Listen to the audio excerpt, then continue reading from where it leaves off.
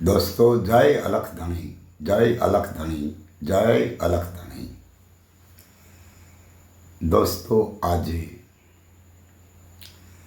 હું જે વાત કરવા જઈ રહ્યો છું એ વાત આપ દરેક ધ્યાનથી અને હૃદયપૂર્વક સાંભળવા મારી આપને એ જાણકારી આપું છું. અને આજે હું પ્રથમ એવી વાત ઉપર જવા માંગુ છું કે જે ગઈકાલે ગણેશ વિસર્જનના કામે લાગેલા જે અંધભક્તો અને એમાં એ ગણેશ વિસર્જનમાં જે લોકોના એ પાણીમાં ડૂબી જવાથી મૃત્યુ થયા છે એવા દરેકના આત્માને મારા સાગરનાથ મહારાજ અને તેમના પરિવાર દ્વારા તે દરેકના આત્માને અશ્વભેની શ્રદ્ધાંજલિ છે. અને આ સિલસિલો એ સમાજના લોકો ક્યાં સુધી ચાલુ રાખશે? જેની પાછળ,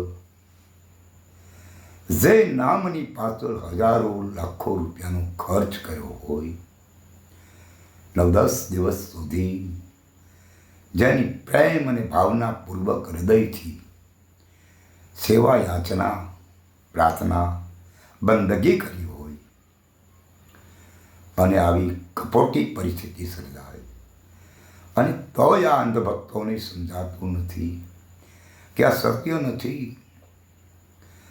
આ સત્ય નથી, સત્ય કી બાત તો નહીં હૈ, આ અસત્ય છે, આને છોડવું જોઈએ. આપણું તો કઈને થાક્યા છે, હજી સમય છે. જો સમજી જવાય ને તો એ બાત સારી છે, અગર સમજાશે નહીં તો આ જિંદગી દરેકની આમ ને આમ વેડફાઈ જશે. માટે દરેકને જાગવું એ પણ જરૂરી છે. હવે દોસ્તો, આજે ભાદરવા સુદ નોમ એટલે આજે રમજામાં નિજારોનું કામ કરવામાં આવ્યું છે. ડાલીબાઈની સમાધિનો દિવસ છે. આ દિવસ એક મહાન વિભૂતિ દુનિયાને અલવિદા કહી રહી હોય અને એમાં રામદેવજી જેવી એક હસ્તી એ સિર્ફ સંત કોટી અકેલા નહીં था. રામદેવજી મહારાજ એક ક્રાંતિકારી વિચારો ધરાવનાર મહાપુરુષ था, અન્યાયની સામે લડનારા મહાપુરુષ था. જ્યાં જ્યાં અન્યાય, અત્યાચાર થાય ત્યારે રામદેવજી મહારાજ અવશ્ય ત્યાં જતા, એવું આપણને જાણવા મળ્યું છે અને સાંભળવામાં આવ્યું છે. અને કદાચ એ હકીકત હશે. તો આજના દિવસે 9, 10 ને 11 આ રામાપીરના નામ ઉપર ઘણા બધા ભક્તજનો, ઘણા બધા પ્રેમી, જિજ્ઞાસુ અને જતી સતી આ લોકો એમની પૂર્ણ પ્રેમથી, પૂર્ણ ભાવથી પરમાત્માને અને તેમના ગુરુજનોને પૂંજન અર્ચન કરશે. પણ જ્યાં સુધી વ્યક્તિએ આ જે વાત છે ને, આ તો આપણે રામાપીરની એક બનાવેલી મૂર્તિને માનીએ છીએ, પરંતુ રામદેવજી મહારાજે આપેલા સંદેશને ભૂલી કેમ જવાય? તમે જો રામાપીરને માનવા તૈયાર હો તો મને વાંધો નથી, પરંતુ એના સંદેશની અંદર જે જજમેન્ટો આપ્યા છે એને તો આપણે સંભાળવા જોઈએ ને. જેના 24 ફરમાનો છે કે મારી વાતમાં જો આવવું હોય તો તમારે મારા 24 ફરમાનનું પાલન કરવું પડે. હવે આપણે બધા રામાપીરની વાતને તો વયા છીએ ને, સાંભળીએ છીએ ને, સમજીએ છીએ, પરંતુ એના 24 ફરમાનો જે છે એ વાતને ઉઠાવવા જહેમત કેમ લેવામાં નથી આવતી? સદગુરુ મહારાજની સમીપ બેસી અને જ્યારે આપણે પ્રતિજ્ઞા કરી હોય આ દેહ ભાવથી આજ પછી અમે દારૂ નહીં પીએ, અમે જુગાર નહીં રમીએ, અમે કોઈ પરસ્ત્રી ગમન નહીં કરીએ, અમે ચોરીદારી નહીં કરીએ, અને પછી પાછા હરિગુરુ સંતના પાસે બેસીને વાત સમજી લીધા પછી એ જ મહાપુરુષને જ્યારે આપણે દેખો દઈએ તો આ વાત માટે આપણે કેટલા અધિકારી ગણાઈએ? એ તો બોલવું સહેલું છે, પણ આને નિભાવવું દોહેલું છે. રામદેવજી મહારાજ એની જજમેન્ટ આપે છે કે સદગુરુ સંત મહાપુરુષની વાસ્તવિકતાને સમજવા માટે જો કોઈ તમને મને ઓમ ગુરુ સમરણ સોહમ બ્રહ્મ તુહીનું મંત્રને માળા આપી દઈએ તો વો સત નહીં આए. કારણ સ્વયં રામદેવજી મહારાજ બોલે છે, ઓહમ સોહમ રણકારની રેખમાં બાબા રામદેવજી નામ ધરાયા. ઓમ નહીં સોહમ નહીં રણકારની માથે એક રેખ છે, અને એ રેખમાં રામદેવજી એવું એક નામ સાબિત છે. હવે જ્યાં સુધી આપણને મળેલા સદગુરુ ઓહમ સોહમ રણકારને છોડી અને રેખની સામે પાટે ન લઈ જાય તો ત્યાં સુધી અધૂરા છીએ. એ હું નથી કહેતો, રામદેવજી મહારાજનું બોલું. અને સોરી, રામદેવજી મહારાજ એક નહીં, એની પહેલા સ્વયં કબીરે બોલ્યા છે કે હે ધર્મદાસ નવ સોહમ દસમો સોહમ, નવ સોહમ દસમો સોહમ સાર. હે ધર્મદાસ આ ચારનો તું કરી લે વિચાર. નવ સોહમ પર દસમો સોહમ સાર. હે ધર્મદાસ આ ચારનો તું કરી લે વિચાર. અહીંયા રામદેવજી મહારાજ એ જ કહી રહ્યા છે. વાસ્તવિકતામાં હકીકત જે કંઈક જુદી છે અને આપણે ઉઠાવ્યું છે ને એ કંઈક જુદું છે. માટે નિષ્ઠાવાન મહાપુરુષના સાનિધ્યમાં જઈ સાચી વાસ્તવિકતાને સમજવી જોઈએ. પણ આ સમજવા માટે સહેલી બાબતો નથી. આ ડુંગળી મૂળાનો વેપાર નથી. આ કોઈ હીરા ઝવેરાતની વાત નથી. આ તો તમારી વાત છે.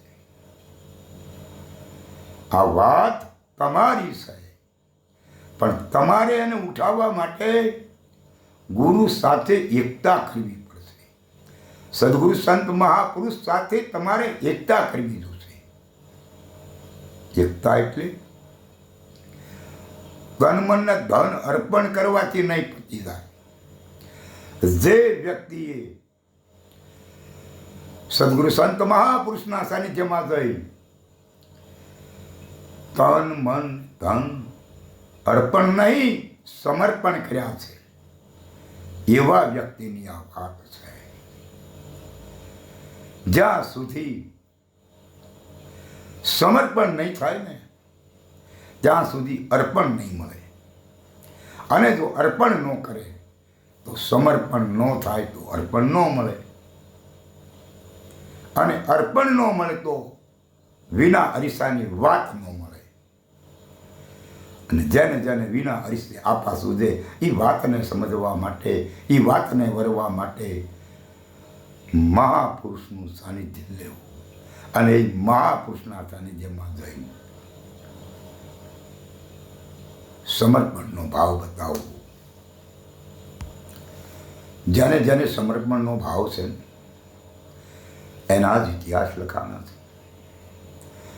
મહાપુરુષોએ કીધું છે કે સંતના સંતપણા નથી મફતમાં મળતા, એના મૂળ ચૂકવવા પડતા.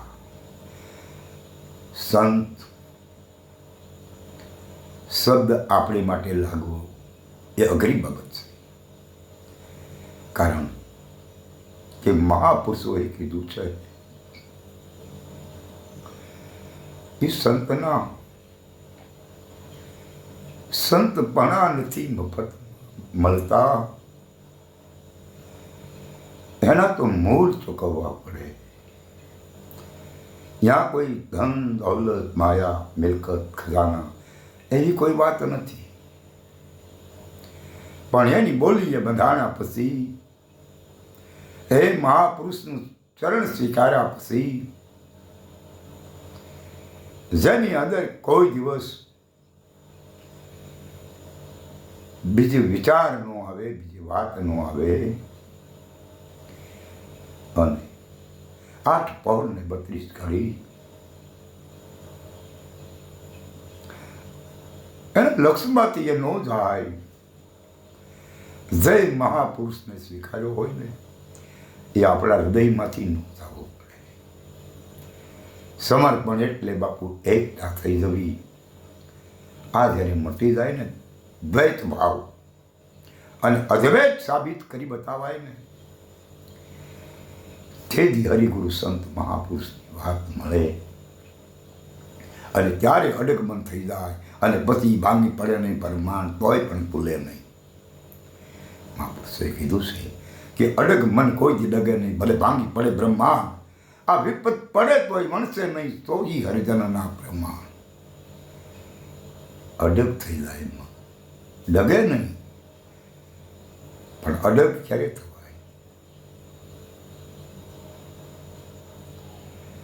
અભંગ વાત જ્યારે મળે ને ત્યારે અડગ થવાય. નિર્ભય ક્યારે થવાય? અભય વાત મળે ત્યારે. એટલે હરિગુરુ સંત મહાપુરુષો બહુ છે. અને આ મનુવાદીઓની વિચારધારામાંથી બહાર આવો. કોઈ મહાપુરુષે નથી કીધું કે તમે આકારને માની લો. આ દુનિયાની મતમાં વાત બે જ પ્રકારની છે. પૂંજા બે જ વાતની થાય, સગુણ અને નિર્ગુણની. સગુણની પૂંજા અને નિર્ગુણની પૂંજા, આ બે જો સમજાઈ જાય તો જીવન દરેકનું ધન્ય બની જાય. માટે વાત મહાપુરુષના સાનિધ્યમાં બેસીને લીધા પછી એની સાથે ગદ્દારી કરવી એ મોટું મહાપાપ છે. આને નુગરો કહેવાય. અને આવાનો સંગ ન કરાય.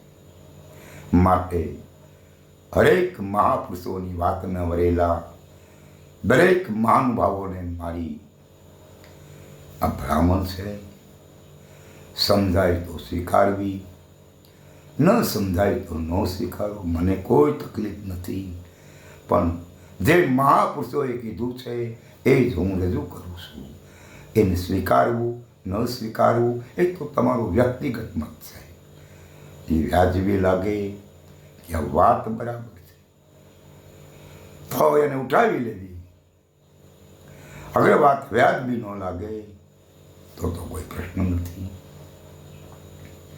કારણ સત વચનના આધારે કેટલા જતી સતી મહાપુરુષો છે ને એ ક્યાં સુધી જજુમે છે તેને સમજવું ને એ મારે ને તમારા માટે બહુ અઘરું છે. માટે ભલે અઘરું હોય એ ક્યારેક સમજાશે, પણ આ રસ્તે આપણે હાલવું એ જરૂરી છે. સારું દોસ્તો, જય અલખ ધણી, જય અલખ ધણી, જય અલખ ધણી.